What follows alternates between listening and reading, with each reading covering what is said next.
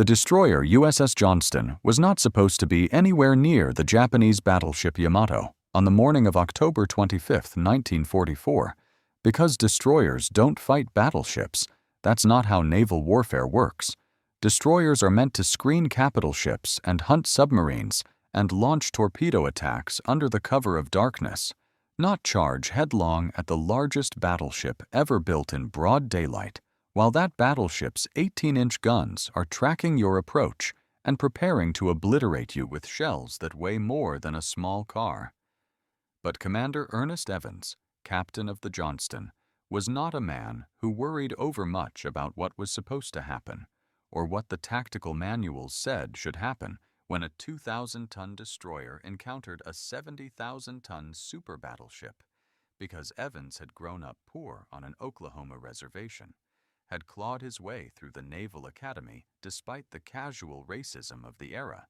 and had learned early that the only way to survive when you were outmatched and outnumbered was to attack so aggressively and so unexpectedly that your enemy didn't have time to realize how completely he should be dominating you. Evans had taken command of Johnston in October 1943 when the ship was brand new, commissioned straight from the Seattle-Tacoma Shipbuilding Corporation, where she had been built as part of the massive Fletcher-class destroyer program that was flooding the Pacific with modern, capable warships. And in his first speech to the assembled crew, Evans had made it very clear what kind of ship Johnston was going to be. He told them that this was a fighting ship, that they were going into harm's way, and that anyone who couldn't handle that reality should request a transfer immediately because there would be no quarter asked and none given when they met the enemy. The crew that Evans assembled on Johnston was a mixture of regular Navy men and reservists, farm boys from Iowa, and factory workers from Detroit, and college students who had enlisted after Pearl Harbor, and Evans molded them into a fighting unit through relentless training and an absolute insistence on excellence in every aspect of destroyer operations, from gunnery to damage control to engineering. He drove them hard, ran endless drills in every conceivable scenario, and demanded instant response times that seemed impossible until they achieved them through sheer repetition and determination. And gradually, the crew began to understand that their captain wasn't being difficult for the sake of being difficult, but rather was preparing them for the kind of combat that destroyers in the Pacific were experiencing with increasing frequency as the American advance pushed closer to Japan and the Imperial Navy threw everything it had left into desperate defensive battles. Johnston participated in several amphibious operations during 1944, providing fire support for Marine and Army units landing on various islands, and in these engagements, Evans demonstrated the aggressive instincts that would later define his ship's final battle, bringing Johnston in close to shore, often dangerously close, to deliver accurate fire on Japanese positions that were threatening American troops. And more than once, he kept firing even after Japanese coastal batteries had found his range and were dropping shells around his ship, because the Marines on the beach needed his support, and Evans wasn't going to abandon them just because he was taking fire. By October 1944, Johnston was part of Taffy 3, a escort carrier group commanded by Rear Admiral Clifton Sprague, and this assignment should have been relatively safe duty because escort carriers weren't fleet carriers. They were slow-converted merchant ships that carried a few dozen aircraft used primarily for anti-submarine patrols and close air support for ground operations, and they operated far from the main battle line precisely because they were vulnerable and couldn't defend themselves against serious naval opposition. Taffy 3 consisted of 6 escort carriers, 3 destroyers, including Johnston, and 4 smaller destroyer escorts, a total of 13 ships whose combined combat power was less than that of a single fleet carrier task group, and they were stationed off Samar Island in the Philippines to provide air cover for the Leyte Gulf landings, while the main American carrier forces dealt with the Japanese combined fleet in what everyone expected to be a decisive engagement somewhere to the south. The plan was elegant in its simplicity. The Japanese would throw their remaining carriers at the American fleet carriers. The Americans would destroy those carriers with overwhelming air power. And meanwhile, the Japanese battleships and cruisers would be intercepted by Admiral Halsey's powerful surface forces before they could reach the vulnerable landing beaches, and Taffy 3 would simply continue their routine patrols and support missions without ever seeing serious combat. But the plan collapsed almost immediately because Admiral Halsey took the bait. The Japanese carriers were a decoy meant to draw the American fleet carriers away from Leyte Gulf, and Halsey fell for it completely, racing north with every carrier and battleship he had, leaving the San Bernardino Strait unguarded and open for the Japanese center force under Admiral Takeo Kurita to steam through unopposed during the night. Kurita's force was the most powerful surface fleet the Japanese had assembled since Midway: 4 battleships, including Yamato and her sister ship Musashi, 6 heavy cruisers, 2 light cruisers, and 11 destroyers, a juggernaut of naval firepower that could obliterate Taffy 3 in minutes if it caught them. And at 6:47 on the morning of October 25th, that's exactly what happened. The lookouts on the escort carriers spotted pagoda masts on the horizon, the distinctive superstructures of Japanese battleships, and for a moment no one could quite believe what they were seeing. Because those ships weren't supposed to be there, Halsey was supposed to have stopped them,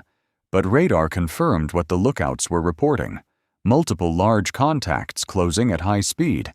and suddenly Taffy 3 found itself facing certain annihilation with no friendly heavy ships within hundreds of miles to help them. Admiral Sprague's initial reaction was the only logical response available to him.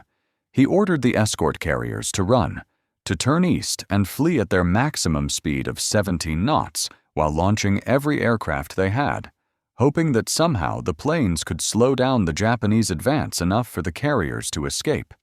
But even as he gave those orders, he knew they were probably futile because the Japanese battleships could make 24 knots and the cruisers could make 33, meaning they would overtake the fleeing carriers within an hour or two at most. The escort carriers began launching aircraft in a frenzy of activity.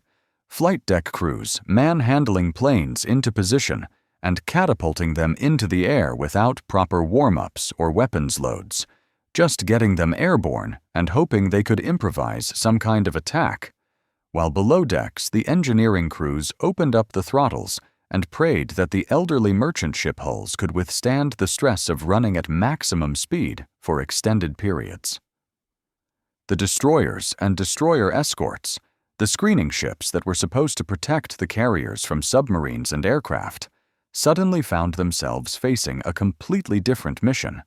They had to somehow delay or damage a vastly superior surface force while their charges escaped, and everyone understood that this was a suicide mission, that destroyers attacking battleships in daylight was certain death. But there was no alternative, because if they didn't fight, if they didn't buy time with their own lives, then everyone would die anyway when the Japanese caught the carriers and pounded them into burning wrecks. Commander Evans on Johnston didn't wait for orders. The moment he saw those Japanese masts on the horizon, he ordered his crew to general quarters and turned his ship toward the enemy at flank speed, charging at the approaching Japanese column before Sprague even had time to issue tactical instructions to his screening forces. Evans understood instantly what needed to be done. The Japanese battleships and cruisers would focus their fire on the fleeing carriers because those were the high-value targets, and that meant the American destroyers had a brief window of opportunity to get close enough to launch torpedoes before the Japanese main batteries could turn their attention to the smaller ships. And if Johnston could get her 10 Mark 15 torpedoes into the water and force the Japanese to maneuver defensively, that might buy the carriers a few precious minutes to increase their lead. The crew responded to Evans's aggressive tactics with the efficiency born of countless drills, the torpedo crews readying their weapons while the gunnery crews trained their 5-inch guns on the nearest Japanese heavy cruiser, and the engineering section pushed the ship's 4 Babcock and Wilcox boilers to their absolute limits, coaxing every possible knot of speed from the destroyer's steam turbines as she accelerated toward an enemy force that outweighed her by orders of magnitude. At 7:10, Johnston launched her torpedo attack, closing to within 10,000 yards of the Japanese cruiser Kumano and firing a full spread of 10 torpedoes, then immediately reversing course and retreating into a smokescreen that the other American destroyers were laying down to obscure the carriers from Japanese observation. The torpedoes ran true, and one of them struck Kumano in the bow, blowing off the cruiser's entire forward section and forcing her to withdraw from the battle with catastrophic flooding that would eventually require months of repair work. And this single hit, this one torpedo from one destroyer, effectively removed a 10,000-ton heavy cruiser from Kurita's attack force and demonstrated that the American destroyers, despite being hopelessly outmatched, could inflict serious damage if they were aggressive enough. But the torpedo attack also marked Johnston for special attention from the Japanese, because now the battleship and cruiser gunners knew exactly where she was, and they began walking their fire toward her position, massive shells creating towering splashes as they straddled the destroyer, each salvo getting closer as the Japanese found their range and prepared to blow Johnston out of the water. At 7:25, 3 14-inch shells from the battleship Congo struck Johnston in rapid succession, the first penetrating her after-engine room and destroying one of her 2 main propulsion plants, the second hitting amidships and starting fires throughout the superstructure, and the third striking the bridge area and killing or wounding most of the personnel there, including Evans himself, who took shrapnel wounds to his face and hands that left him bleeding, and partially blinded, but still conscious and still giving orders. The damage was catastrophic. Johnston lost half her power. Her main fire control system was destroyed. Her gyro compass was knocked out, and numerous compartments were flooded or burning. But the engineering crew managed to keep one engine running, and the damage control parties fought the fires to a standstill. And somehow, incredibly, the ship remained afloat and capable of fighting despite injuries that should have sent her to the bottom. Evans, his face covered in blood and his uniform torn to shreds by shell fragments, refused medical attention and continued commanding from the aft steering position after the bridge became untenable, shouting orders to his crew and maneuvering his crippled ship to keep fighting, even though the rational response would have been to abandon ship and save the crew while there was still time. For the next hour, Johnston fought like a wounded animal surrounded by predators, using her remaining engine to maneuver at reduced speed, her remaining guns to fire at any Japanese ship that came within range, and her remaining ammunition to keep up a steady, harassing fire that might not cause critical damage, but at least force the Japanese to pay attention to her instead of focusing exclusively on the carriers. The ship's survival during this period was a testament to both Evans's tactical skill and his crew's determination, because they were operating a severely damaged destroyer against overwhelming opposition and somehow still managing to influence the battle, still buying time for the carriers to escape, still proving that even a crippled destroyer with nothing left to lose could make the enemy pay for every mile of ocean they crossed. The Japanese, frustrated by this persistent destroyer that refused to die, assigned multiple ships to finish her off, and gradually the volume of fire directed at Johnston increased until she was being straddled by shells from several different directions at once, each salvo a reminder that her time was running out and that no amount of courage or skill could overcome the mathematical certainty of her destruction. At 8:20, Admiral Sprague ordered the destroyers to make another torpedo attack, and Evans, despite commanding a ship that had already been savaged by enemy fire and was barely capable of making 20 knots on one engine, immediately responded by turning Johnston toward the enemy once more. But this attack would be different from the first one because Johnston had already expended all her torpedoes in the earlier engagement. She had nothing left to launch. And Evans knew this, but he also knew that the Japanese didn't know it. And if he could make his approach look convincing enough, if he could force the Japanese to maneuver defensively against a phantom torpedo threat, then he would still be buying time for the carriers, even without actually firing any weapons. This was perhaps the most remarkable tactical decision of the entire battle, a destroyer captain deliberately sacrificing his ship not to launch a real attack, but rather to create the illusion of an attack, gambling that the Japanese would react to the threat rather than calling his bluff. And incredibly, it worked. Johnston's approach forced the Japanese battleship Congo to turn away, breaking formation and disrupting Kurita's carefully planned attack sequence, and several cruisers also maneuvered defensively, and for those critical minutes, the Japanese advance was delayed and disorganized while they dealt with a destroyer that was charging them without any torpedoes left to fire.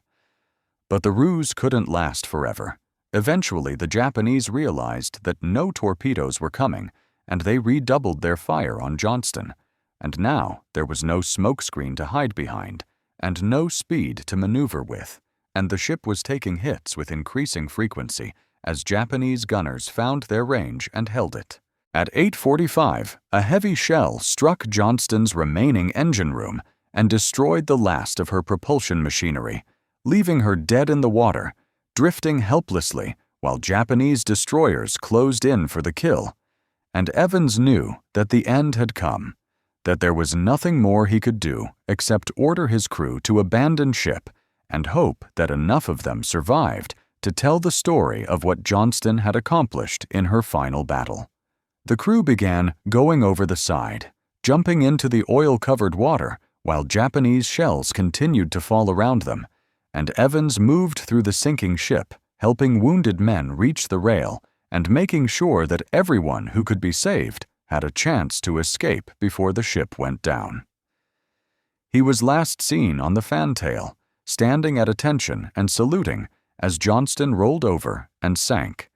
taking him with her into the depths. And of the 327 men who had served aboard the destroyer, only 141 survived to be rescued days later by American ships that finally arrived after the Japanese had withdrawn. The survivors told stories of Evans's courage and leadership, how he had kept fighting long after any reasonable person would have surrendered, how he had maneuvered his crippled ship with such skill that the Japanese had to devote multiple vessels to sinking her, and how his aggressive tactics had bought precious time for the carriers to escape and had contributed significantly to Kurita's eventual decision to break off the attack and withdraw rather than continuing to pursue the American force. The battle off Samar, of which Johnston's last fight was only a part, was one of the most remarkable engagements in naval history. A complete tactical mismatch in which an escort carrier group with minimal defensive capabilities had somehow fought off a vastly superior Japanese surface force and prevented them from reaching the vulnerable American landing forces at Leyte Gulf. The escort carriers and their screening destroyers had been outnumbered, outgunned, and outranged by every possible measure. And yet, through a combination of aggressive destroyer attacks, constant harassment from carrier aircraft, and sheer desperate determination, they had inflicted enough damage and created enough confusion that Admiral Kurita had lost his nerve and ordered a withdrawal when he was on the verge of achieving a devastating victory. Taffy 3 lost 2 escort carriers, 2 destroyers including Johnston, and 1 destroyer escort during the battle, but they had saved the Leyte landings and had demonstrated that American sailors, even when facing certain death, would fight with a ferocity and courage that more than compensated for their material disadvantages. Commander Ernest Evans received the Medal of Honor posthumously for his actions during the battle off Samar, the citation noting his extraordinary heroism in closing with and engaging an enemy force of overwhelming superiority, and his determination to fight his ship to the last despite catastrophic damage and hopeless tactical circumstances. Evans was the first Native American in the U.S. Navy to receive the Medal of Honor, and his Cherokee heritage was noted in numerous accounts of the battle, with many observers suggesting that his warrior spirit and his refusal to accept defeat, even in the face of impossible odds, were characteristics drawn from his cultural background as much as from his military training. Whether or not that assessment was accurate, there was no denying that Evans had displayed a level of aggressive tactical genius that bordered on the reckless, that he had consistently chosen to attack when withdrawal would have been safer,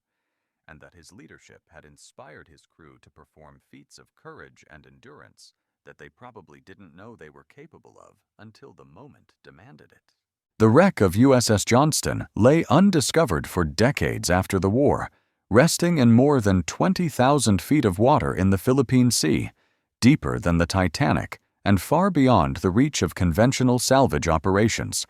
But in 2021, a privately funded expedition using advanced deep-sea submersibles finally located the wreck and documented her final resting place. The images revealed a ship that had been absolutely savaged by enemy fire, her hull punctured by dozens of shell hits, her superstructure collapsed and twisted by the force of the explosions, her gun mounts blown off their foundations, and yet even in death there was something defiant about the wreck, something that suggested the ship had gone down fighting and had taken everything the Japanese could throw at her before finally succumbing to the accumulated damage. The discovery of the wreck allowed researchers to confirm many details of the battle that had been uncertain based solely on survivor testimony, and it provided a tangible memorial to Evans and his crew, a place where their sacrifice could be honored and remembered by future generations who might otherwise forget the details of a naval engagement that took place in distant waters nearly 8 decades ago. The deep-sea imagery captured by the submersibles showed Johnston resting upright on the ocean floor, her bow pointing slightly downward as if she were still steaming forward into battle. And this position struck many observers as somehow fitting, a ship that had spent her last hours charging the enemy now frozen in that aggressive posture for eternity. The wreck site revealed evidence of the catastrophic damage she had sustained, with massive holes torn in her hull where 14-inch shells had penetrated and exploded inside, and sections of deck plating peeled back like the lid of a tin can where internal explosions had vented upward. The 5-inch gun mounts were still visible, though several had been blown completely off the ship during the battle, and the torpedo tubes stood empty, testament to the fact that Johnston had expended all her weapons trying to stop an enemy force that by all rights should have annihilated her in the first minutes of the engagement. Marine archaeologists noted that the wreck showed signs of progressive flooding, indicating that the ship had gone down slowly enough for most of the crew to abandon ship, which explained how 141 men had survived despite the ferocity of the Japanese attack. The survivors of Johnston formed a close-knit community after the war, holding regular reunions and maintaining contact through letters and phone calls, and they devoted considerable energy to ensuring that the story of their ship and their captain was preserved and honored by subsequent generations. Robert Billy, who had been a fireman in the engine room during the battle, spent decades giving talks at schools and Navy functions, describing what it was like to work in those hellish conditions with steam pipes rupturing around him and the whole compartment shaking with each shell hit. And he always emphasized that the real heroes were the men who didn't come home, the engineers who stayed at their posts when they could have saved themselves, the gun crews who kept firing even after wounds that should have incapacitated them, and especially Commander Evans, who had inspired them all to fight beyond their limits. Billy would tell audiences that before Samar he had been terrified of dying, had spent sleepless nights imagining what it would be like to drown or burn, but during the actual battle he had been too busy to be scared, too focused on keeping the boilers running to think about his own mortality, and it was only afterward, floating in the oil-covered water waiting for rescue, that the fear had finally caught up with him. The story of Johnston's gun crews deserves particular emphasis because these sailors fought their weapons with remarkable accuracy despite operating from a violently maneuvering platform that was taking heavy fire, and despite the fact that their fire control systems had been destroyed in the initial hits. Gun Captain Robert Hole, manning the forward 5-inch mount, continued firing in local control after the main fire control system went down, using nothing but visual sighting and his own experience to estimate range and deflection, and his mount scored multiple hits on Japanese destroyers and cruisers throughout the battle. When a shell fragment tore through the gun shield and killed 2 members of his crew, Hole didn't even pause. He and the surviving crewmen simply shifted positions to cover the functions that the dead men had been performing, and they kept the gun firing at the same rate as before because stopping to grieve, or stopping to treat wounds, or stopping for any reason would have meant failing their shipmates who were depending on them to keep the Japanese under fire. The 5-inch gun may not have been capable of sinking a battleship, but it could definitely hurt destroyers and light cruisers, and throughout the battle, Johnston's gunners demonstrated that even outgunned and outnumbered forces could inflict significant damage if they maintained their composure and continued fighting with the precision that came from endless hours of drill and practice. The Japanese commanders who survived the battle off Samar expressed varying degrees of respect and frustration with the American destroyer attacks, with some officers admitting that they had been genuinely surprised by the ferocity of the American response, and others suggesting that the destroyer attacks had been more annoying than dangerous. Admiral Kurita himself, in his post-war writings, acknowledged that the aggressive American tactics had contributed to his decision to withdraw, though he attributed more weight to the constant air attacks and to his belief that he was facing a much larger American force than actually existed. Japanese destroyer captains who had engaged Johnston and the other American destroyers described them as formidable opponents who handled their ships with impressive skill, and several Japanese accounts specifically mentioned a destroyer that had charged the main Japanese force multiple times despite taking severe damage, fighting long after she should have sunk,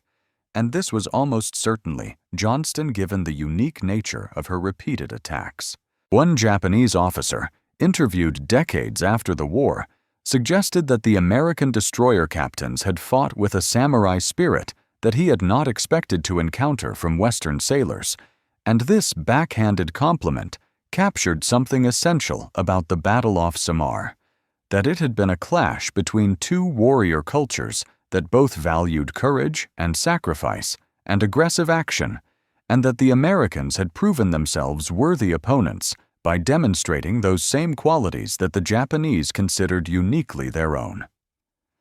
The technical analysis of Johnston's performance revealed several factors that contributed to her survival for as long as she lasted under such overwhelming fire, and these factors became case studies for destroyer design and damage control doctrine in the post-war period.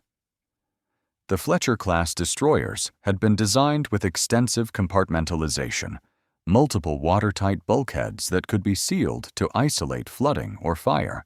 and this design philosophy meant that damage to one section of the ship didn't necessarily compromise the entire vessel. Johnston's ability to continue fighting after losing her entire bridge structure was a direct result of having backup steering and engine control positions in the after part of the ship,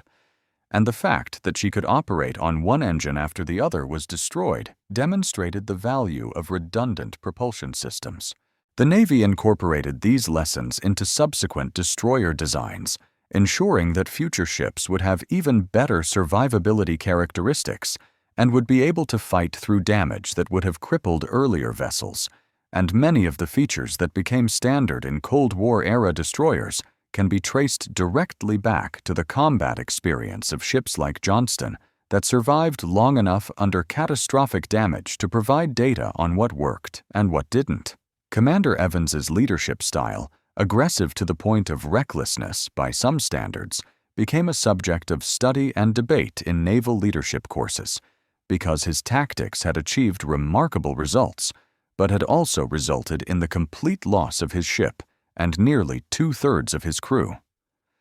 Some instructors used Johnston's last battle as an example of heroic leadership that inspired men to exceed their own limitations, while others pointed to it as a cautionary tale about the dangers of confusing aggression with sound tactics and unnecessarily sacrificing your command when withdrawal might have achieved the same strategic objective with fewer casualties. The debate missed something essential about the tactical situation that Evans faced, which was that withdrawal was not actually an option because the carriers couldn't outrun the Japanese and the destroyers couldn't abandon them, meaning that the only choice was how to fight, not whether to fight. And given those constraints, Evans's decision to attack as aggressively as possible was not reckless, but rather the most rational response to an impossible situation. The fact that Johnston and the other destroyers bought enough time for most of the carriers to escape vindicated Evans's tactics, because the strategic objective was achieved. The Leyte landings were protected, and while the price was high in terms of ships and lives lost, that price was considerably lower than it would have been if the Japanese had reached the escort carriers and slaughtered them all along with their crews and the landing forces they were supporting. The Medal of Honor citation for Commander Evans, written shortly after the battle and based on survivor testimony and combat reports, captured the essential elements of his heroism in language that has since become iconic in Navy tradition.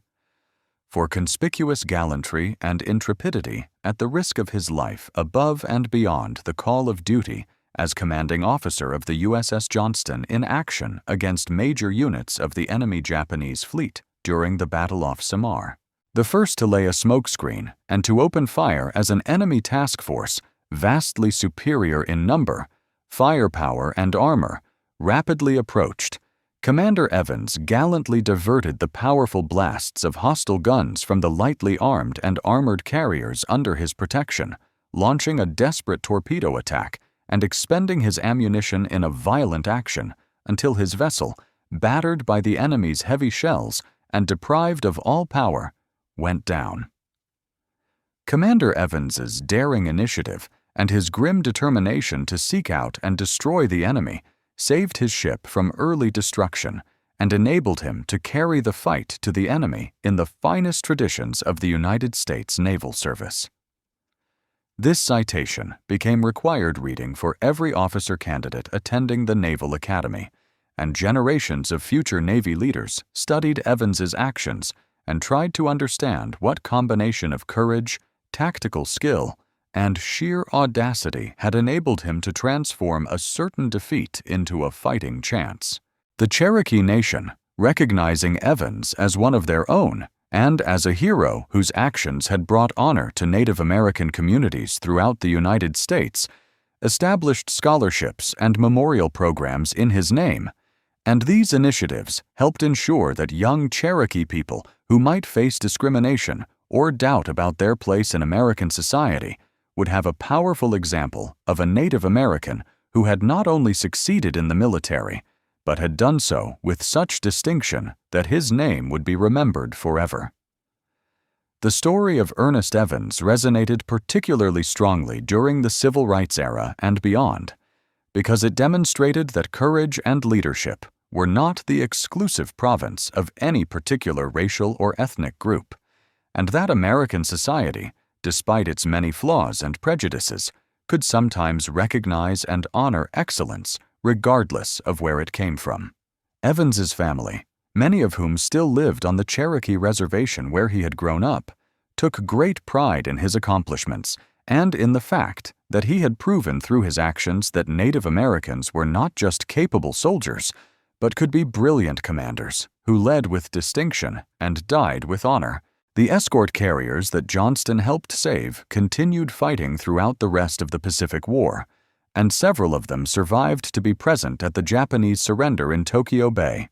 and their crews never forgot that they owed their survival to the destroyers that had charged the Japanese center force and bought them time to escape.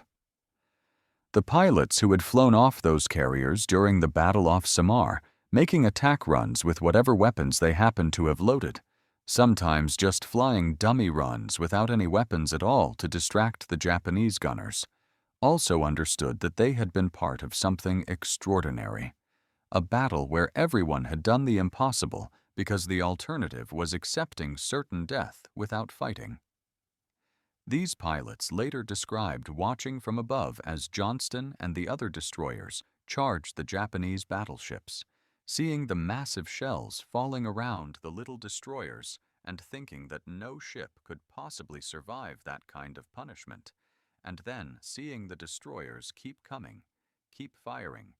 keep fighting long after any rational crew would have surrendered or fled, and being inspired by that defiance to press home their own attacks despite anti-aircraft fire that was just as deadly as the shells falling on the destroyers below. The legacy of USS Johnston extended far beyond her own destruction, because the battle off Samar proved conclusively that American destroyers and destroyer escorts, when led by aggressive and skilled commanders, could take on vastly superior forces and inflict significant damage through sheer audacity and tactical skill. The destroyer captains who came after Evans studied his tactics, learned from his example, and understood that their small ships had value far beyond their tonnage or armament if they were willing to accept the risks of close-range combat, and if they could exploit the confusion and fear that aggressive attacks created in enemy formations. Johnston's charge against the Japanese center force became a case study in surface warfare, an example of how inferior forces could sometimes overcome material disadvantages through surprise, speed, and the willingness to accept casualties in exchange for tactical advantage, and it inspired countless young destroyer officers who wanted to emulate Evans's aggressive spirit and his refusal to accept defeat. The memory of USS Johnston and Commander Ernest Evans serves as a reminder that technological superiority and material advantages, while important, are not the only factors that determine victory in combat, that human qualities like courage and leadership and tactical skill can sometimes overcome what seem like insurmountable odds, and that the willingness to sacrifice yourself for others is not just noble sentiment, but a practical tactical tool that can change the outcome of battles. Johnston's crew knew they were going to die when they charged those battleships, knew that their little destroyer couldn't possibly survive against Yamato and Congo and the rest of Kurita's fleet,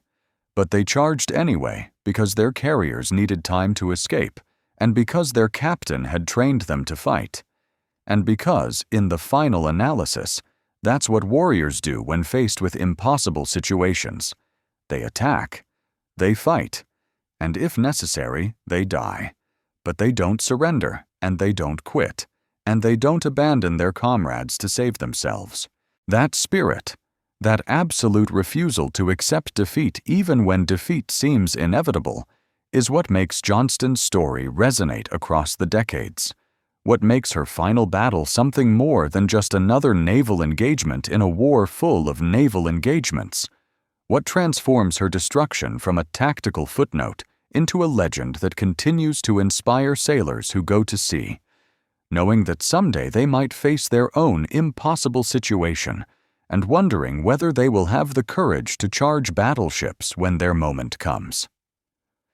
The destroyer USS Johnston, hull number DD-557, commissioned on October 27, 1943, and lost in action on October 25, 1944, served for exactly 364 days before she went down fighting in the Philippine Sea. And in that single year of service, she accomplished more than most ships manage in entire careers spanning decades. She protected her charges when it mattered most. She demonstrated that courage and tactical brilliance could overcome material disadvantages, and she gave her crew the chance to be part of something larger than themselves, to participate in an action so heroic and so significant that it would be studied and honored for generations to come. The men who sailed aboard Johnston during her brief life understood that they were serving on a special ship under an exceptional commander, And while they couldn't have known when they commissioned that they would all be called upon to make the ultimate sacrifice less than a year later, they were ready when that moment came because Evans had prepared them, had trained them, had instilled in them the fighting spirit and the technical competence they needed to face the impossible and somehow find a way through. Their sacrifice bought time, measured in minutes, but those minutes meant survival for thousands of their comrades on the escort carriers and the landing beaches. And in war, minutes can mean the difference between victory and catastrophic defeat, between a campaign that succeeds and one that fails with consequences that echo through history. And so Johnston's final charge, her desperate attack against overwhelming odds, her refusal to surrender or retreat, or accept the inevitable, stands as one of the defining moments of the Pacific War and one of the greatest examples of destroyer warfare ever recorded.